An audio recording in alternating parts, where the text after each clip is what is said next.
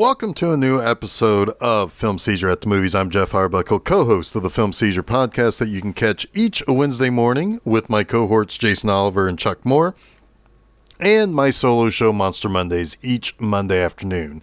You can listen to both of those shows at filmseizure.com. 9 years ago, Marvel Studios was just 2 years out from their huge gamble to bring all their popular characters from their shared cinematic universe together in what would be Joss Whedon's first Avengers film. It was a gamble because never before had a studio considered pulling characters in their own individual properties into a single movie quite like that. Of course, comic book publishers have no problem mixing all of their teams and characters into a single story, but movies, no one had ever really tried that. Sure, maybe the Universal Classic Monsters would do something like that, but that was hardly on the massive scale and budget that Marvel Studios was playing with. Regardless, the gamble was a big win, and because of that, Marvel had etched itself into the record books and became a household name.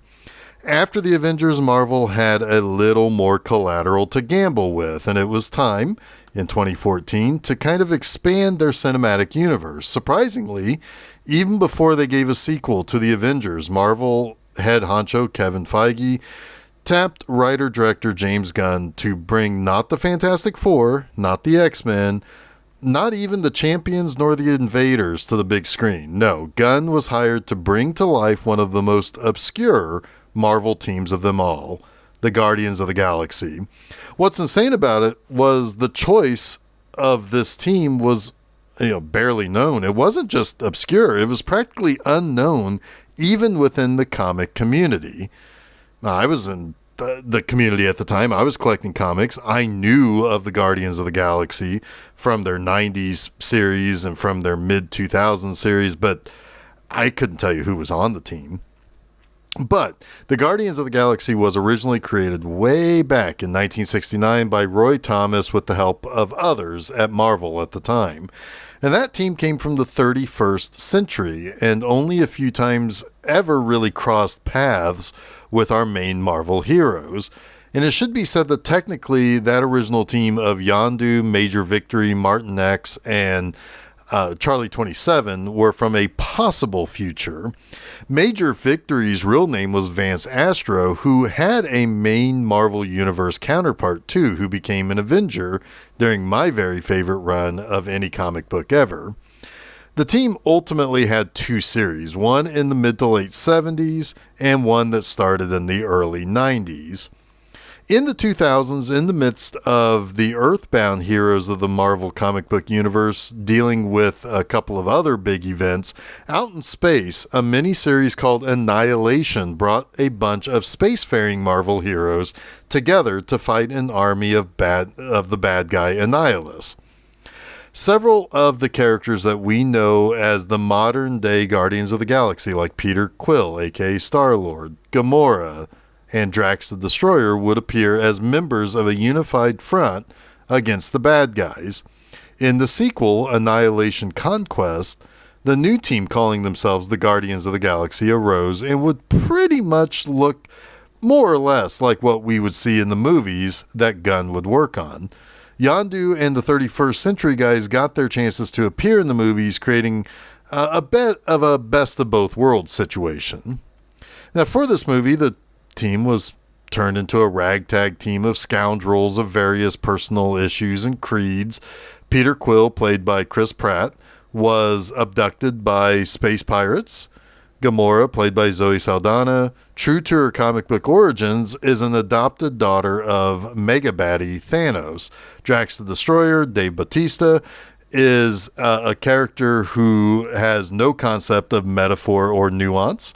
Then you have Bradley Cooper and Vin Diesel playing a talking raccoon named Rocket and a plant creature that looks like a tree who can only introduce himself named Groot, respectively. This is a peculiar team, to be sure.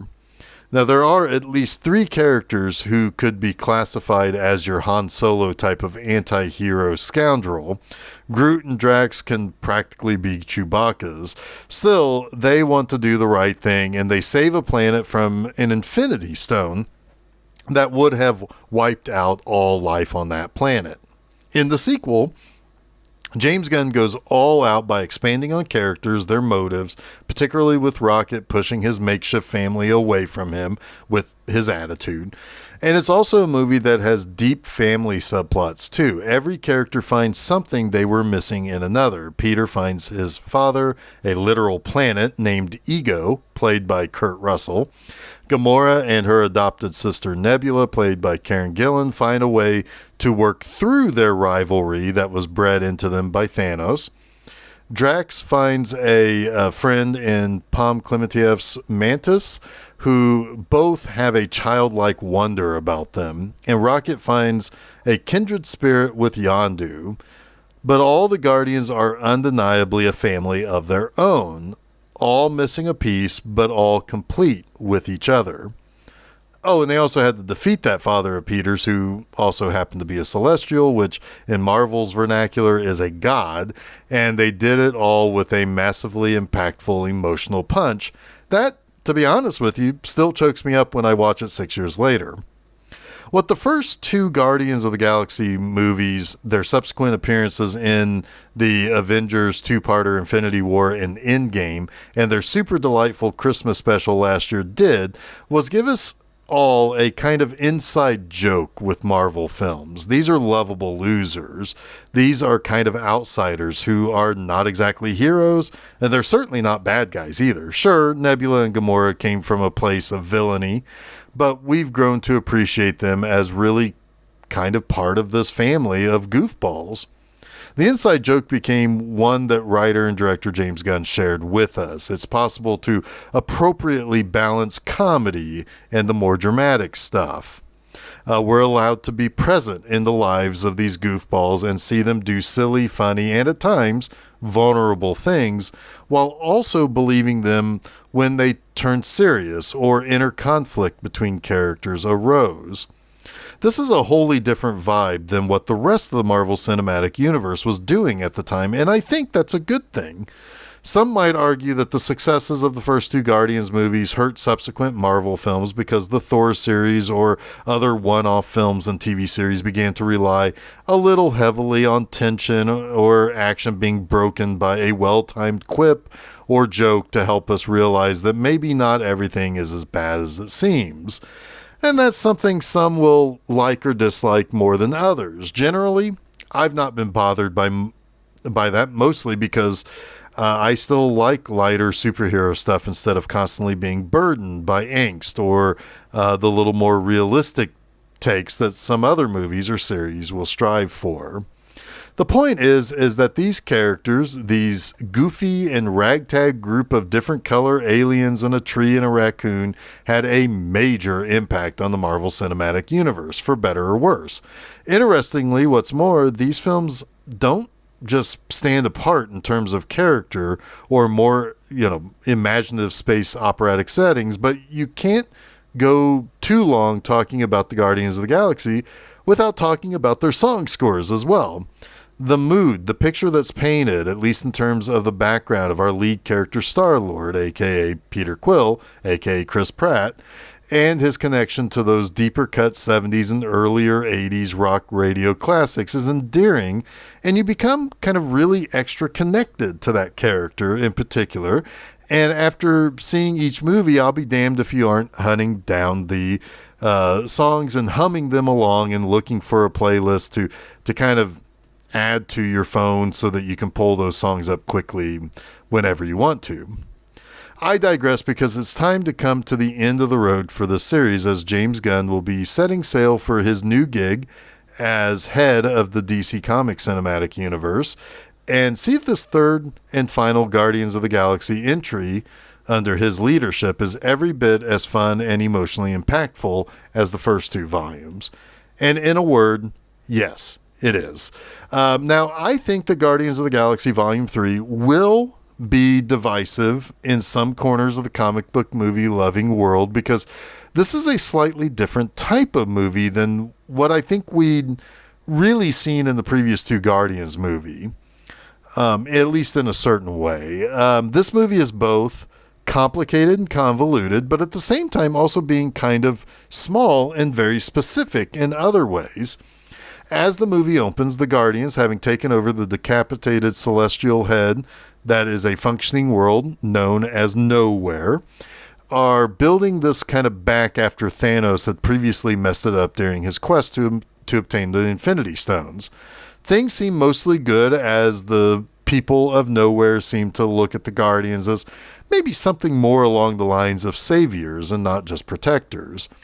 However, not everything is right with the team. Nebula and Rocket are basically having to run the show as Peter Quill, distraught over losing his love Gamora, has fallen into a more often than not drunken stupor.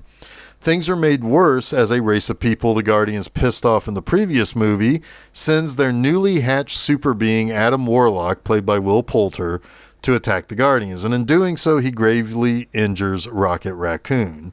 We then find ourselves in a ticking clock kind of plot as Peter, Nebula, Drax, Mantis, and Groot have to try to save the dying Rocket in only a short time because Rocket's creator, the nefarious High Evolutionary, has built a failsafe into Rocket's physiology that basically means that his injuries, being as severe as they are, will really too much to keep him alive, but if they help him, he will die from their interference.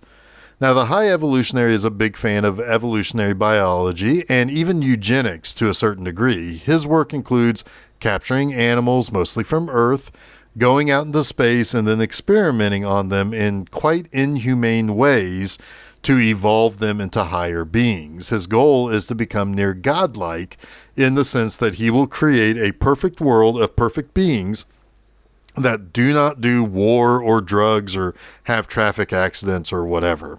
However, his work is long and laborious, and he has been at this for a very long time. Once upon a time, that also included Rocket. This movie is told partially from the efforts of the Guardians trying to save Rocket's life, while also exploring Rocket's backstory, where he was experimented on as a baby raccoon, became friends with other experimented on animals such as Teefs the walrus, Flora the rabbit, and his very best friend Lila the otter. And the ultimate heartbreaking disaster this gang of animal friends who expect to be part of the High Evolutionary's grand plans of creating the perfect world. But it turns out, though, that Rocket is rather special. He's not just made more intelligent by the experiments, but he's also become an engineering genius, and he holds the key to the next round of High Evolutionary's plans for that perfect world. Now, I suppose in a lot of ways, Guardians of the Galaxy Volume 3 is familiar territory. We have our ragtag group of characters facing down a guy who thinks of himself high and mighty with a grand purpose that will really only benefit himself, and he has a lot of zeal in talking about his big plans and his big ideas, and that's pretty much on brand. The comedy and the interpersonal connections between characters are also pretty much on brand for this movie as well. There is something else on brand with this movie that I'll talk about in a moment that I think is maybe just as important, if not more so important, than anything else in this movie. But beyond the look and the mood of this movie, I do think some people will find the movie's 150-minute runtime and the various plots and plans from both the good guys and the bad guy, they might find this to be a little bit too busy. There are set pieces that maybe don't feel quite right because of the literal world hopping that takes place. Sometimes that chase to beat the clock to save Rocket is literally broken up from one location or action set piece to the next with those flashbacks of Rocket's earlier life. I admit that I did struggle a little bit at first to settle into this movie. The other two movies were far more straightforward, even if some scenes contained specific things that needed to happen in order for things to work out. That's kind of your typical sci-fi action movie. But this one feels a little different. And I do think this movie might not land as smoothly as the first two for some. But at the end of the day, I really don't care. About 45 to 60 minutes in, I really loosened up. And the reason for that is simple. And this is one of the things that's exceptionally important as far as being on brand with this movie. I love these characters. I mean, the whole concept of these are characters that you just end up really liking, and I love their relationship with one another. I love that this really does feel like a family. They bicker and they fight and they denigrate each other. But at the end of the day, everyone has a specific purpose on that team and a role to play. And that is really key when you're dealing with a team movie or a movie that has a cast of characters. One of the really important things when you have a cast, like if you're watching a Star Trek show or something like The Walking Dead or one of these Marvel movies that surround themselves with a team, it's really important that everybody on that team and everybody in that cast has a role to play, has a purpose for being there. And when I kind of let loose with the expectations for this to do something that I wasn't entirely sure what it was that I was asking for, I began to see that this movie was giving me what I wanted. The characters in each one struggling with injury or loss or something that kind of makes them that much more real and likable. I caught up to the movie at that point, and I found myself really enjoying the arch performance by Chukwudi Iwuji as the High Evolutionary. I didn't need him to be sympathetic or multi-layered or anything else. He hurts animals and evolved them past nature and against their own wills. To me, that guy sucks. I was loving the Rocket backstory that I knew was going to end probably badly, but I started looking forward to seeing him with his 3 other animal friends. I was enjoying how dedicated the rest of the team was in saving Rocket. And I enjoyed the big moments in the final act when the team laid waste to the High Evolutionary's goons, when they were finally working together as a cohesive unit. They were as good as any other team in any other comic book. And this movie continues to hit the streak of, featuring yet another fantastic soundtrack. The music of the series really does help give this team an additional layer in their identity and gives these movies a great deal of attitude. Maybe the most important thing to take away is that I found myself being more enamored with this cast of characters than anything else. There are great action moments in this movie. There are funny moments in this movie. There are really incredibly heartfelt and touching moments in this movie. It works on the character level more than anything else. This group of space assholes could be in a 2-hour movie doing nothing but reading the phone book, and I'd probably be happy with it. I mean, considering the top 10 Marvel movies, in my opinion, is littered and literally featuring 3 Avengers movies, 3 Captain America movies, and the previous 2 Guardians movies, I don't know if this one can really crack that group or be a part of the top 10, but I kind of love this movie regardless, and I think this is one that I will only grow to like and find more endearing with each viewing in the future. With that said, I know this is going to be a generous grade, but I am giving this an A- because this does succeed in being a love letter to this team that was one of the riskier major motion picture gambles ever that ended up really working for anything else, just on that character level. And it also becomes almost singularly focused on giving us more information and more appreciation for the best and likely most appreciated character on the team in most people's minds. It just worked on me like it needed to, and it felt like a great final ride with this group that I do hope to see again, but will always love going back and visiting their older appearances whenever I have the opportunity to. Now, don't forget to follow Film Seizure at Facebook, Twitter, and Instagram so that you can be made aware of new episodes of our various shows as they drop.